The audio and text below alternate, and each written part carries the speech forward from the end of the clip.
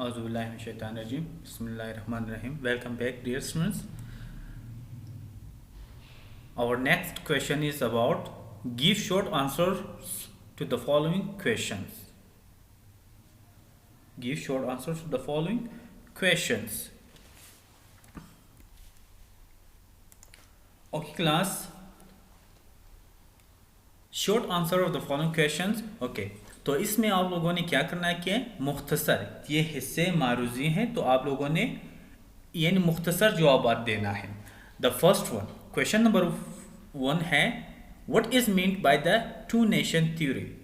Answer, to nation theory means there are two separate nations with separate beliefs and also separate lifestyle in subcontinent Hindu and Muslim. Dear students, सवाल number 1 का जो answer है, जवाब है, तो मैं आप लोगों को उर्दू में समझा दूंगा. दो कौमी नज़रिए से मुराद है कि हिंदुस्तान में दो बड़ी कौमें आबाद हैं, यानी मुसलमान और हिंदू. ये दोनों कौमें एक दूसरे से क़त्ई तौर पर मुख्तलिफ हैं. इनके रस्म रिवाज, रहन सहन, तहज़ीब व तमद्दुन, तारीख़ और रवायात, गर्ज़ ये कि हर एक चीज़ दूसरे कौम से मुख्तलिफ है. Question number 2, what are the fundamental beliefs of Islam. यानी इस्लाम की बुनियादी हक़ाइक़ कौन से हैं. इस्लाम की बुनियादी हक़ाइक़, ठीक है.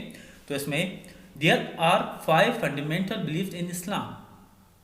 यहाँ 5 फंडामेंटल बिलीफ ऑफ इस्लाम है, उसकी बुनियादी अकायद है, ठीक है.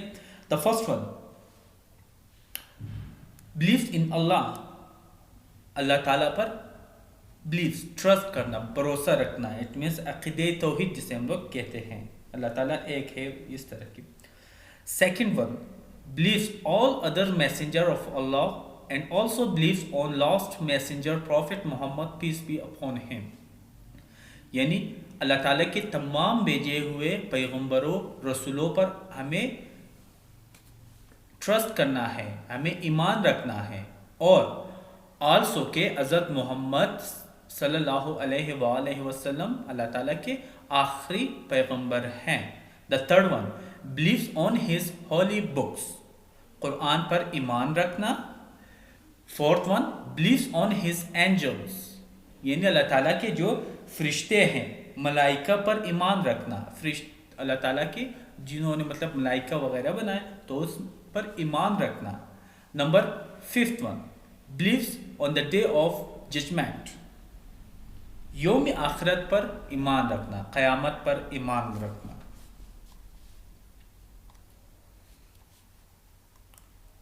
Okay, the next question is about quotes a verse from Allama Iqbal's poetry illustrating the ideology of Pakistan.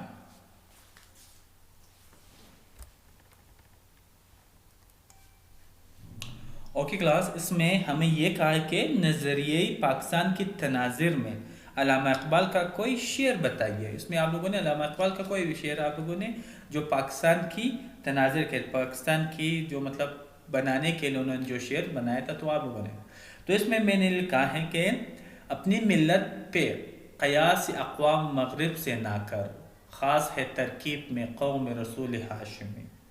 इसका डिटेल फिर बाद में हम लोग पढ़ेंगे, क्योंकि इसमें शॉर्ट आंसर कहा है, सिर्फ इतना ही आप लोगों ने लिखना है. व्हाट डिड क़ायद आज़म से while addressing the meeting of Islam Muslim league इन फरवरी 1940. यानी क़ायद आज़म ने फरवरी 1940 में मुस्लिम लीग के इजलास से खिताब में क्या फरमाया था. तो इसमें आप लोगों ने ये लिखना है, our objective is clear enough. The British wants to rule India and mister Gandhi and the Congress want to rule the Muslims. We have the resource to let neither the British nor the Gandhi and the Congress to rule us. We want to free ourselves from the tyranny of both. यानी हमें इसमें ये कहा गया कि क़ायद-ए-आज़म ने فروری 1940 میں مسلم league کے اجلاس سے خطاب کرتے ہوئے فرمایا، میرا مقصد بالکل واضح ہے، برطانیہ ہندوستان پر حکومت کرنا چاہتا ہے، جبکہ گاندھی اور کانگریس مسلمان پر اپنا اقتدار جمانا چاہتے ہیں، یعنی مسلمانوں کو دباؤ میں لانا چاہتے ہیں، غلام بنانا چاہتے ہیں۔ ہمارا عزم ہے کہ ہم برطانیہ کو اپنے اوپر مزید اقتدار کرنے دیں گے اور نہ ہی مسٹر گاندھی اور کانگریس کو، یعنی اس کے بعد کہا کہ ہم ہر حال میں یعنی ان دونوں سے چھٹکارا حاصل کریں گے، چاہے وہ گاندھی ہو یا پھر کانگریس، یعنی مطلب برطانیہ کی جو حکومت وغیرہ ہے، ہم دونوں کے اثر سے آزاد ہونا چاہتے ہیں، یعنی دونوں سے ہمیں آزاد ہونا چاہیے۔ Question number 5، what does human equality means؟ Human equality کا کیا ہے، انسانی مساوات کا کیا مفہوم ہے؟